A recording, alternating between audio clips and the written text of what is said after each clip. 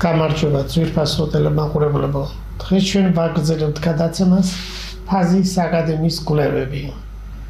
წინა გადაცემაში მოგახსენეთ საკითხებზე, რომელზეც ჩვენ საუბრობთ, ეს არის პროტოქართველური მოსახლეობის დინამიკის მათემატიკურ მოდელზე. სწორედ ეს თემა არის ძალიან მნიშვნელოვანი. ამ თემას ჩვენ ვამუშავებთ ბატონ თემურ ჩილაჩევასთან, გიორგი ფოჩხვასთან ერთად. ბატონ თემურ ჩილაჩევა გახლავთ სრული პროფესორი სოხუმის სახელმწიფო უნივერსიტეტისა, ხოლო გიორგი ფოჩხვა სოხუმის სახელმწიფო უნივერსიტეტის ასოცირებული პროფესორი. ამ თემას ჩვენ უკვე 3 წელზე ცოტა ნაკლები დროა, რასაც ვამუშავებთ და ქვეყნდება ამ მიმართულებით ბევრი ნაშრომი, როგორც უცხოეთში, ისევე საქართველოში. ფაქტობრივად რომ გითხრათ, შესავალივით რომ გითხრათ, ეს ამოცანა საერთოდ მათემატიკური მოდელირება მოსახლეობის დინამიკასთან დაკავშირებით დიდი ხნის წინ დაიწყო. ეს დაახლოებით მოდის მე-17 საუკუნიდან და ეს უკავშირდება ცნობილ კლასიკოს მეცნიერებს, რომლებიც მუშაობდნენ აი ამ საკითხებთან. ამ შემთხვევაში ჩვენ გავიხსენებთ ცნობილ ასტრონომს ჰალეის კომეტა თქვენ მოგეხსენებათ. აი სწორედ პირველად მან ჩანაწერები გააკეთა ადამიანთა დაბადებისა და სიკვდილის თარიღების მიხედვით და შესაბამისად მან ეს ძალიან მნიშვნელოვანი აღრიცხვა გააკეთა. იმის შემდეგ ჩვენ შევისწავლეთ სხვა მკვლევრების ნაშრომები, კლასიკური კვლევები, რომელიც ევროპაში მიმდინარეობდა და ეს რაც ახლა შექმნილია პროფესორ თემურ ჩილაჩევას იდეით პროტოქართველური მოსახლეობის დინამიკის მათემატიკური მოდელი, ჩვენ რაც გადავხედეთ ყველა ნაშრომს, ეს არის ერთადერთი მსოფლიო მნიშვნელობის ნაშრომი მათემატიკის მოდელირებაში, იმიტომ რომ ასეთი ამოცანის ასეთი სახით დასმა და მისი ამოხსნა კლასიკური სახით ეს იშვიათი შემთხვევა და ფაქტობრივად მათემატიკური მოდელირება, კომპიუტერული მოდელირება პასუხს ცემს პროტოქართველური მოსახლეობის ტრანსფორმაციის შედეგად სხვადასხვა პერიოდებში განვითარებული პროცესიდან გამომდინარე ქართველური ენათა ჩამოყალიბების დროს და რამდენი იყო რაოდენობრივად ყოველი შტოდან წარმოდგენილი მოსახლეობა ქართველური ენათა ოჯახიდან.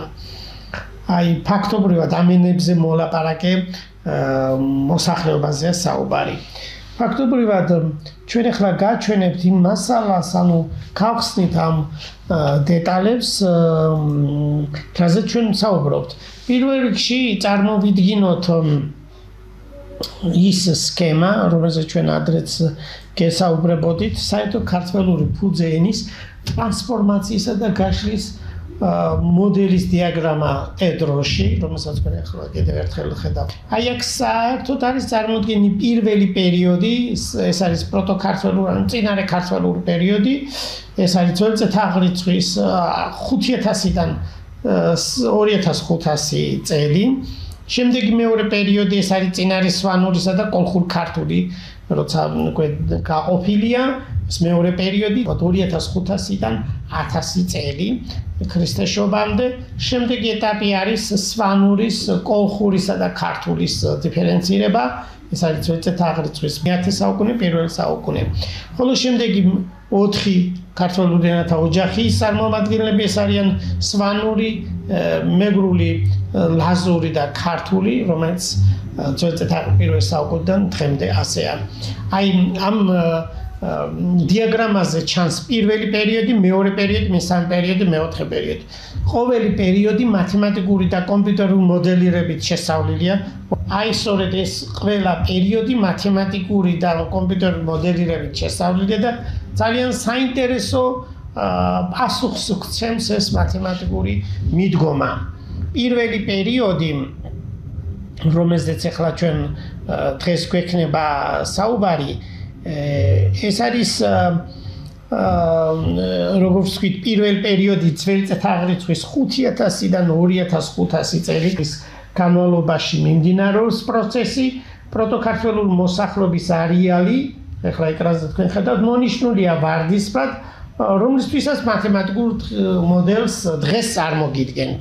მეორე პერიოდი, როგორც ვთქვით, კიდევ ერთხელ გამიმეორებ, ძველი წელთაღრიცხვის 2500-დან 1000 წელი ქრისტესშობამდე ინდოევროპული და ნაწილობრივ სემიტური ტომების გადანაცვლებისას, ანუ მათი ძირითადი ადგილიდან, ანუ მათი პირველადი სამშობლოდან დაიწყო გადაადგილება, პროტოქართველური მოსახლეობა ამ ქმედებით, რომელიც გამოწვეული იქნა ინდოევროპული და ნაწილობრივ სემიტური ტომების გადაადგილებითაც, ის პროტოქართველური მოსახლეობა სამ შტოდ დაიშალა. ერთი შტო წავიდა ევროპაში, რომელსაც ჩვენ პირობითად პელაზგებს უწოდებთ. შემდეგ გამოიყო წინარესვანური, კოლხურ-ქართული, აი ეს 1500-დან 1000 წლის განმავლობაში ძველი წელთაღრიცხვამდე ჩვენ გვაქვს სამი შტო, პელაზგური, წინარესვანური, კოლხურ-ქართული. ამ პროცესების აღსაწერად შემდეგში ჩვენ წარმოვადგენთ შესაბამის მათემატიკურ და კომპიუტერულ მოდელებს, აქ არის ერთუცნობიანი განტოლება და ორუცნობიანი განტოლებათა დინამიური სისტემებზე საუბარი. ჩვენ მესამე პერიოდზე მოგახსენებთ ახლა, ესე იგი ძველი წელთაღრიცხვის 1000 წლიდან, ანუ მე-1000 საუკუნიდან პირველ საუკუნემდე ძველი წელთაღრიცხვის წინარესვანურიდან ჩამოყალიბდა სვანური, ხოლო კოლხურ-ქართული, რომელსაც მეორენაირად ზანურ-ქართული ქვია, დაიშალა კოლხურ, ანუ ზანურ და ქართულ შტოებად. სამენაზე მოსაუბრე მოსახლეობის ურთიერთქმედება აღიწერება სამგანზომილებიანი, ანუ სამუცნობიანი დინამიური სისტემით. მეოთხე პერიოდი, როგორც ვთქვით, ძველი წელთაღრიცხვის პირველ საუკუნიდან დღემდე, ეს არის კოლხური, ანუ ზანური, დაიშალა მეგრულ აზურად. ამ პერიოდში არის 4 ენა, ქართული, მეგრული, ლაზური და სვანური, რომლებზეც მოსაუბრე მოსახლეობის ურთიერთქმედება აღიწერება 4განზომილებიანი, 4ცნობიანი დინამიური სისტემით. როგორც ზემოთ აღვნიშნეთ, დღეს წარმოვადგენთ პირველ პერიოდს, ეს პირველი პერიოდი არის ძველი წელთაღრიცხვის 5000-დან ძველი წელთაღრიცხვის 2500 წელიან 2500 წლის განმავლობაში ერთი ენა არის, ეს არის საერთო ქართველური ენა. ამ პერიოდის აღსაწერად ჩვენ ვიყენებთ მოდელს კოშის ამოცანის რიკატის განტოლებისთვის, პროტოქართველური მოსახლეობის რაოდენობა ტეტროში 5 აღნიშნავთ და ესე იგი საწყისი დრო, რომელზეც ჩვენ საუბრობთ ძველი წელთაღრიცხვის 5000, ეს არის რომ მათემატიკურად ავიღოთ 0 ჩავთვალოთ 5000, ესე იგი ძველი წელთაღრიცხვის 5000 0 და ესე იგი წელი, ანუ t დრო იცვლება 0-დან 2500 წელი. აქ ჩვენ წარმოვადგენთ ძალიან მნიშვნელოვან ინფორმაციას, ანუ საწყის მომენტში, ძველი წელთაღრიცხვის 5000-ში, ანუ 0, ასე რომ თქვა, საწყის დროში, რომ კოშის ამოცანა რიკატის განტოლებისთვის ამოხსნათ, ამისთვის აუცილებელია საწყის მომენტში პროტოქართველური მოსახლეობა, ანუ ტეუდრის 0 დროს, ან ტეუდრის ძველი წელთაღრიცხვის 5000 წელს, პროტოქართველური მოსახლეობის საწყისი რაოდენობა ჩვენ დავადგინეთ, რომ ყოფილა მილიონი და ეს მასალა პროტოქართველური მოსახლეობის საწყისი რაოდენობა რომ მილიონია, ეს მოცემულია ამ მასალების მიხედვით, რომელსაც ჩვენ ახლა ეკრანზე გაჩვენებთ. ეს არის ორი ავტორი, ერთი ავტორი მიგვითითებს, რომ დედამიწაზე ძველი წელთაღრიცხვის 5000 წელს ქრისტესშობამდე მთელ სოფლიოში 50-40 მილიონი ადამიანი ცხოვრობდა, ეს მოსაზრება, მაგრამ მოსაზრებიდან გამომდინარე ჩანს, რომ აქ კიდე არის წარმოდგენილი გვერდით რუკა მარცხნივ, რომელიც გვიჩვენებს, რომ მთელ სოფლიოში ასე თუ ისე დაახლოებით 40 ცივილიზაცია და ჩვენ რომ საშუალო არითმეტიკული რომ გამოვთვალოთ, ანუ 40 მილიონი გავყოთ 40-ზე, მაშინ ფაქტობრივად შეგვიძლია ვთქვათ, რომ საწყის მდგომარეობაში, ანუ ტეუდრის 0-ში, ანუ ტეუდრის ძველი წელთაღრიცხვის 5000 წელს ქრისტესშობამდე ქართველური მოსახლეობა, ანუ უბრალოდ პროტოქართველური მოსახლეობა მილიონი იყო. აი ამას ჩვენ ვითვლით მათემატიკურად კოშის ამოცანას ბერნულის განტოლებისთვის, რომლის ანალიზური ამონახსნები წარმოდგენილი გვაქვს ჩვენს ნაშრომში. პირველ რიგში გვინდა გავიხსენოთ, რომ ესე იგი ეს განტოლება როგორც არის ცვლადი სახით, ესე იგი მისი კოეფიციენტები არის ცვლადი, ანუ ფუნქციებია, მაგრამ გავიხსენოთ, რომ ამ დროს ადრეულ პერიოდში Pierre François Verhulstis მოდელი, როცა წარმოდგენილია კოშის ამოცანა, ესე იგი ბერნულის განტოლებისთვის, ბერნულის განტოლების კოეფიციენტები მუდმივები რომ არის და ეს უკვე დათვლილი აქვს Pierre François Verhulstis და მისი ნაშრომები გამოქვეყნებულია. ცხოვრობდა 1804-დან 1859 წელს, მის სურათს და ყველაფერ მასალას ხედავთ თქვენ ეკრანზე. მისი ნაშრომები სხვადასხვა პერიოდში გამოიცა 3 ნაშრომი, ერთ-ერთს თქვენ წარმოგიდგენთ ახლა კიდევ ერთხელ ეკრანზე. აი მათემატიკური ამ პროცესის შედეგად ყოველი კერძო შემთხვევების განხილვის შედეგად, როგორც მუდმივი, ასევე ფუნქციური, ესე იგი ზოგადი ცვლადი სახე წარმოდგენილი მასალის მიხედვით, ჩვენ რამდენიმე სხვადასხვა შედეგები წარმოვადგინეთ, ანუ გამოვუთვალეთ მათემატიკურად, კერძო შემთხვევები წარმოვადგინეთ 15 ქვეშემთხვევა, რამდენიმე სხვადასხვა ვარიანტი, როგორც რიკატის განტოლებისთვის, ასევე ბერნულის განტოლებისთვის, ესე იგი რიკატის ჯერ ბერნულის განტოლებას განვიხილავთ და მისი ამონახსნის მიხედვით დაითვლება, შემდეგ კი განვიხილავთ ზოგად ამოცანას კიდევ რიკატის განტოლებისთვის, მაგრამ თქვენ მოგეხსენებათ რიკატის ზოგადი განტოლება საერთოდ ზოგადად არ იხსნება, მაგრამ ყოველ შემთხვევაში გვაქვს ის საშუალება, რომ ზოგიერთი კონკრეტული კოეფიციენტი, რომელიც ცნობილია, მაშინ ეს განტოლება რიკატისა იხსნება და ეს ცნობილია მათემატიკოსებისთვის.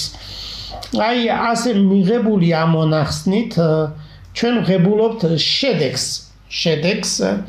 ბერნულის განტოლებისგან, ესე იგი ძველწეთ აღრიცხვის 5000 წელს როგორც ვთქვით, პროტოქართველური მოსახლეობა იყო მილიონი საწყისი რაოდენობა და ამ განტოლებების ამონახსნის მიხედვით, ბერნულის განტოლების მიხედვით, ძველწეთ აღრიცხვის 2500 წელს პროტოქართველური მოსახლეობა გახდა 3-დან 3.5 მილიონი ადამიანი გამოსახლებისა და აი სწორედ ეს დათვლა არის კომპიუტერული მოდელით მიღებული ამ განტოლების ამონახსნების მიხედვით და ჩვენ გვაქვს ზუსტი მონაცემი, ასე რომ ვთქვათ, რამდენი იყო ძველწეთ აღრიცხვის 2500 წელს ქრისტესშობამდე პროტოქართველური მოსახლეობა, როგორც ვთქვით, 3 მილიონიდან 3.5 მილიონამდე იყო.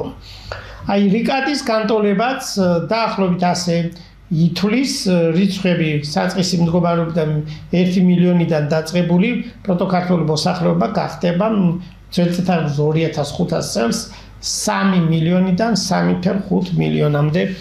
აი ამ განტოლებას ასევე აქვს მოსაზღვრე ქვეყნებში მაცხოვრებელი სხვა ხალხების ასიმილაციასაც განაპირობებს. აი რიკატის განტოლებას ეს დანიშნულება აქვს.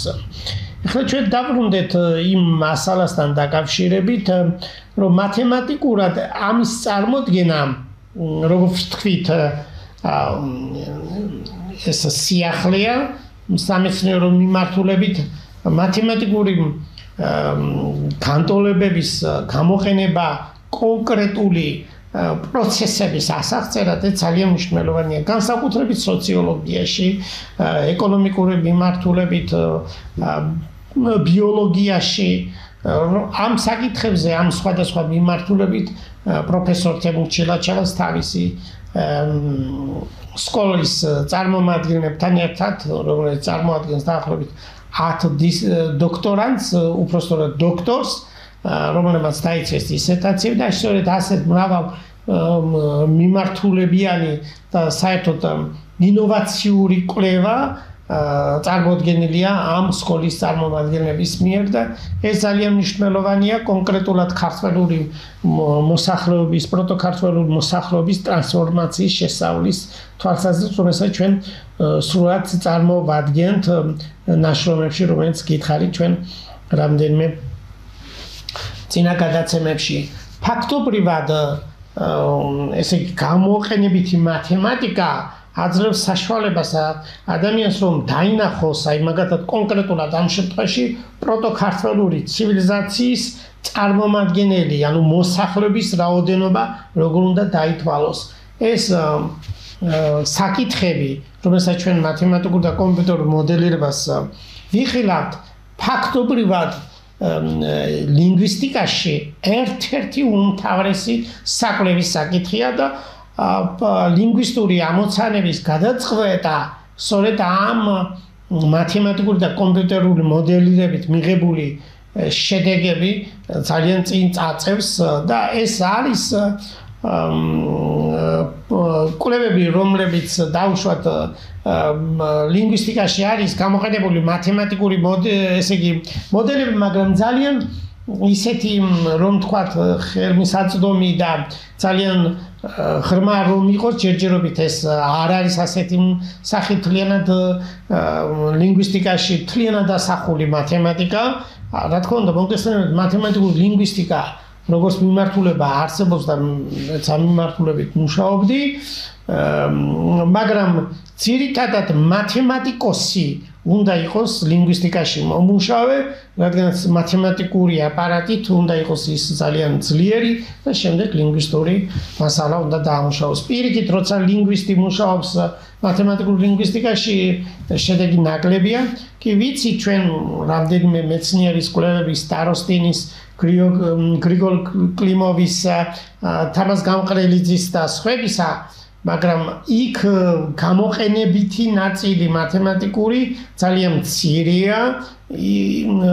გამოყენება ყოველ შემთხვევაში როგორ დაიშალა დიფერენცია როგორ მოხდა ქართველური ენებისა რომელ პერიოდში და ორი განსხვავებული პასუხი იქნა მიღებული სხვადასხვა მეთოდების მიხედვით, თქვენ მოგეხსენებათ ეს პირველად ამერიკელმა მეცნიერმა წარმოადგინა და შემდეგ კორექტირებაც მოხდა, გააჩნია სწორედ ამ დიფერენცირების დროს რა მონაცემებს გაითვალისწინებთ.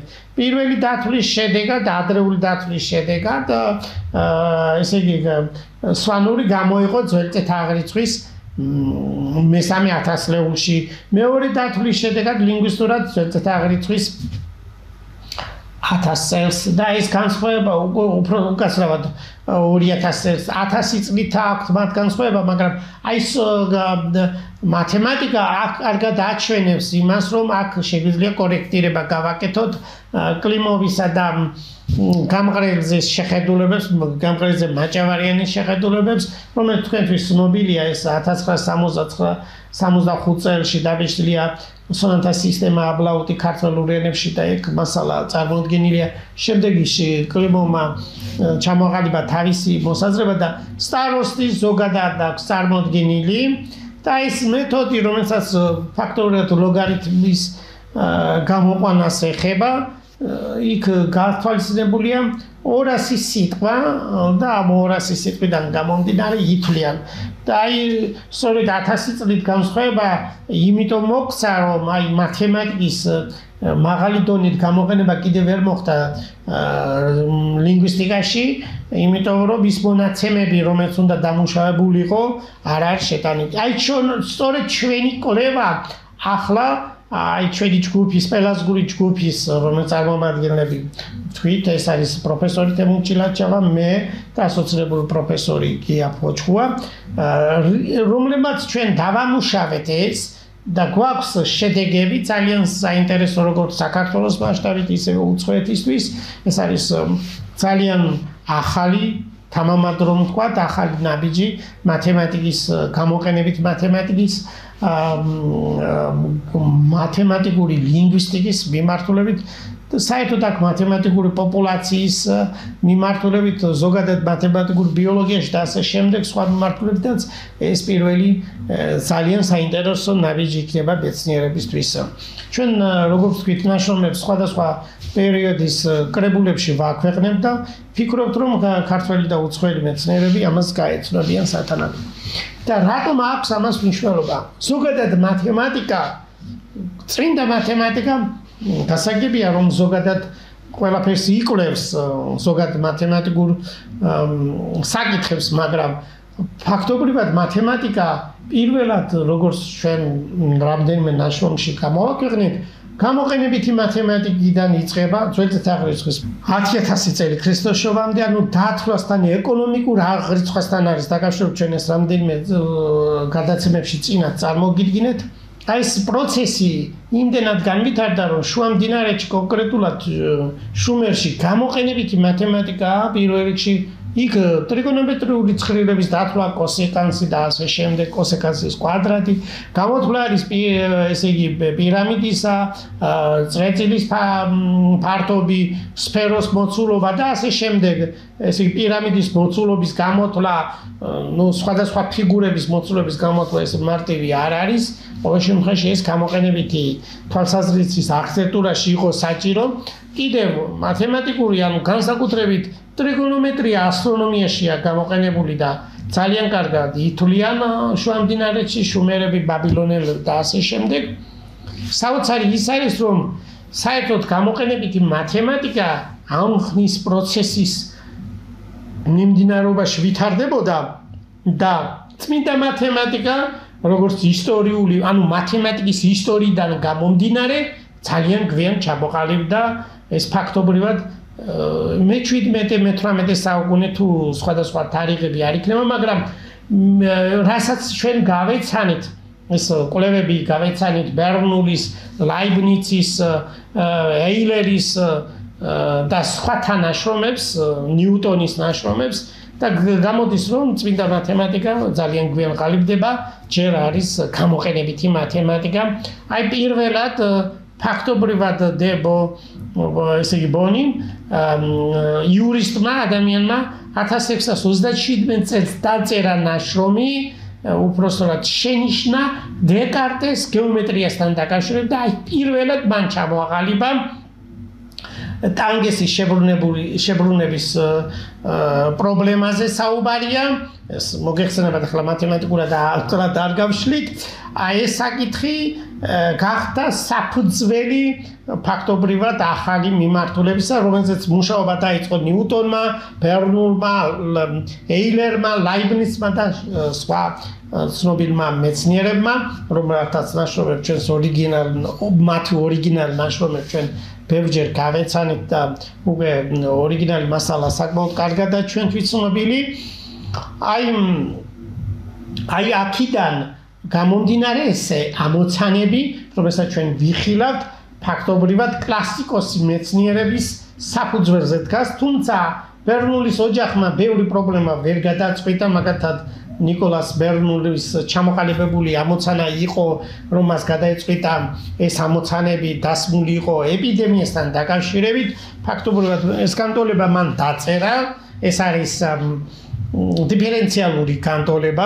აქ გავიხსენოთ, რომ დიფერენციალი სიტყვა პირველად გამოიყენა ლაიბნიცმა და განსხვავებული ტერმინს გამოიყენებდა ნიუტონი და ეს ცნობილია და ახლა ამ შემთხვევაში ჩვენ დაწვრილებით საუბრობთ, მერე შემდეგში გვექნება საუბარი ჩვენს ნაშრომში, რომელშიც გამოქვეყნდება ეს ყველაფერი და აი ეს მასალა, რომელიც არის ძალიან შთაბეჭდილების მომცემი, ერთგვარად საოცარია, რომ დიდი ხნის დასმული ამოცანების გადაწყვეტა ფაქტობრივად ჩვენ საქართველოში ვახდენთ, ერთგვარად რომ გადაჭარბებით, რომ არ თქვათ, სოფლიო მნიშვნელობის კვლევებია ესა ევროპაში დაწყებული მასალებისა, რომელზეც ჩვენ როგორც ვთქვით, იდეა, რომელიც ეკუთვნის ბატონ თემურ ჩილაჩევას პროტოქართველური მოსახლეობის შესწავლის, მისი პოპულაციის, ანუ მოსახლეობის გამრავლების დინამიკის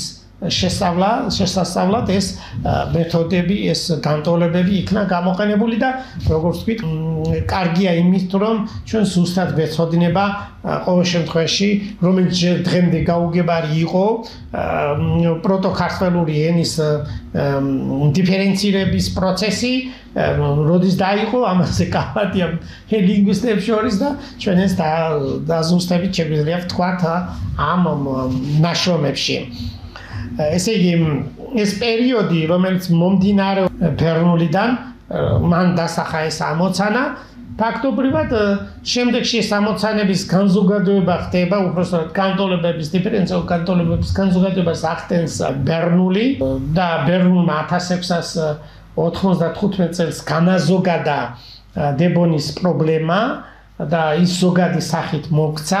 შემდეგში მასზე, როგორც ვთქვით, ბევრი სხვადასხვა კვლევარი მუშაობდა, გამოჩენილი მათემატიკოსები, ლანგრაჟიც იყო ჩართული და სხვა, ვინც ახლა დავასახელეთ და კიდევ ბევრი ცნობილი მათემატიკოსი ევროპისა ეს პრობლემები გადაწყვეტილი იყო. ფაქტობრივად საინტერესოა ის, რომ აქედან იკვეთება კონკრეტული შედეგების მიღება, ანუ ეს ამოცანები, კოშის ამოცანები, რომელიც დასმულია რიკატისა და ბერნულის განტოლებისთვის, ეს საინტერესო შედეგს გვაძლევს პროტოქართველურ მოსახლეობასთან დაკავშირებით. რიკატი ცნობილი იტალიერი მათემატიკოსი გახდათ, მისი განტოლება, როგორც ვთქვით, ზოგადი დიფერენციალური განტოლება დღესაც არ არის ამოხსნილი. აი ეს წმინდა მათემატიკოსებმა ყოველ შემთხვევაში თავისი სიძლიერეს რომ გამოავლინონ, ფაქტობრივად რიკატის ზოგადი განტოლება უნდა ამოიხსნას. ეს პრობლემა უნდა დაიძლიოს რაღაცა ფორმით და აი გამოყენებითი მათემატიკის სპეციალისტები, ვინც მუშაობენ, ძალიან კარგ შედეგებს დადებენ, როცა ეს წმინდა მათემატიკური ნაწილი გადაწყვეტილი იქნება. ფაქტობრივად ჩანს მათემატიკის ისტორიის ცოდნა ნაკლებია ზოგადად სამეცნიერო წრეებში და ძალიან მნიშვნელოვანია მათემატიკის ისტორიის ცოდნა როგორც მათემატიკოსისთვის, იმიტომ რომ მათემატიკოსმა ყოველ თავის ახალ ნაშრომს, რომელსაც ის ქმნის, მას საფუძველი უნდა მოუძებნოს ძველი პერიოდიდან. ეს ამოცანები, რადგანაც დასმულია ძველ პერიოდში, ესე იგი იმდენად არის აქტუალური დღემდე, რომლის გადაწყვეტა ძალიან მნიშვნელოვანია. აი, ამიტომ მათემატიკის ისტორიის ცოდნიდან გამომდინარე, ორიგინალ მასალასაც უნდა გაეცნოს მათემატიკოსი. ახლა მე ვიცი, წმინდა მათემატიკაში მომუშავე ხალხი, რა თქმა უნდა, ახალ შედეგებს ღებულობენ, ახალ ამოცანებს სვამენ, მაგრამ რიგი საკითხი, რომელიც მათ აქვს წარმოდგენილი, ძველ ავტორებს რაღაცა ფორმით აქვს დაწერილი და ამიტომ კლასიკოსებს, მე ვამბობ ბერნული, ეილერი, ლაიბნიცი, არ ახსენოთ, იმიტომ რომ ესე იგი მათემატიკის ისტორიაში ინფორმაციის არ ქონა ერთგვარად მათემატიკური ცოდნის სინაკლებია. რა თქმა უნდა, წმინდა მათემატიკას აქვს ძალიან დიდი მნიშვნელობა, იმიტომ რომ ზოგადად უნდა გადაწყვეტოს ამოცანები, მაგრამ კონკრეტიზაცია საჭირო ყველა საკითხს გამოყენება უნდა მოუძებნოთ, ეს აუცილებელია. მესმის ზოგადი სახით ყველაფრის წარმოდგენა, მაგრამ ისიც მე ახლა რამდენიმე ავტორის ნაშრომებს გავეცნობი და ეილერის ნაშრომების არცოდნა, ლაიბნიცის, რა თქმა უნდა, ეს ყველაფერი დაწერილია ლათინურ ენაზე, ზოგ შემთხვევაში მაგალითად ძირითადად ნიუტონი ინგლისურად წერდა, მაგრამ ამიტომ მათემატიკოსმაც მე ვფიქრობ, რომ უნდა ისწავლოს ლათინური ენა და ევროპული ენები იმისთვის, რომ მარტო საკმარისი ინგლისური ენა არ არის ამ საკითხების შესწავლისთვის, იმიტომ რომ ძირითადად ლათინურად იწერებოდა ეს მასალა და აი ფაქტობრივად ჩვენ წარმოგიდგინეთ ის მნიშვნელოვანი შედეგები პირველი პერიოდისა, რომელზეც მოგახსენებდით, ეს არის პროტოქართველური მოსახლეობის დინამიკის მათემატიკური მოდელზე. საუბარი ქონდა, ეს იყო პირველი პერიოდი, კიდევ ერთხელ გავიმეორებთ, არის ძველწითაღრიცხვის კიდევ ნახოთ ეკრანზე სქემა, რომელიც წარმოადგინა თამას გამყრელზე. ესე იგი პირველი პერიოდი არის ძველწითაღრი 5000-დან 2500 წლამდე, ესე იგი დასაწყისში ძველწითაღრიცხვის 5000 წელს πρώτო ქართველი მოსახლეობა იყო მილიონი და შემდეგ 2500 წლის შემდეგ გახდა 3-დან 3.6 მილიონი დაახლოებით რიცხვებში იცვლება. ეს შედეგი დათვლილია როგორც მოგეხსენებათ რიკატისა და ბერნულის კანტონებისთვის არის დასმული კოშკი 60 საწყისი პირობა ძვირთაღრიცხვის 5000 ანუ მოდის რომ მილიონი არის ეს წარმოგიდგინეთ მასალა და გახდა 3.6-მდე მაქსიმუმ მიაღწია. ჩვენ ეს შედეგი მათემატიკური კვლევის შედეგად, ანუ მათემატიკური მოდელის შედეგად მივიღეთ, კომპიუტერული მოდელის შედეგად, რომელიც დათვლილია და ძალიან საინტერესოა ყოველ შემთხვევაში ლინგვისტებისთვის და ზოგადად საზოგადოებისთვის და შემდეგი პროცესი უფრო მეც მეორე პერიოდი, მესამე პერიოდი და მეოთხე პერიოდს, რომელსაც წარმოგიდგენთ შემდეგ გადაცემებში, ძალიან კარგ საშუალებას მოგცემს, რომ დავაკვირდეთ პროტოქართველური მოსახლეობის ტრანსფორმაციის და დინამიკის საკითხებს, ანუ რამდენი იყო საწყისში და რამდენი გახდა შემდეგში და რამდენი შესაძლებელია გახდეს ეს ცივილიზაცია. ფაქტობრივად ჩვენ ვაგრძელებთ პელაზგური ჯგუფი, სწორედ ამ მიმართულებას ფაზისის აკადემია, ცხუმაფხაზეთის მეცნიერებათა აკადემია აგრძელებს ამ ღირებულებებს, რომ საქართველო შედგეს ძლიერ ქვეყანად, ძლიერ სახელმწიფოდ. და გავიხსენებთ ფაზისის აკადემიის ლოგოს, უფალი ჩემი სინათლეა და ჩვენი დევიზი ფაზისის აკადემიის არის სახელმწიფო, მეცნიერება და რელიგია. დიდი მადლობა ყურადღებისთვის, კარგად მგზავრდებოდეთ.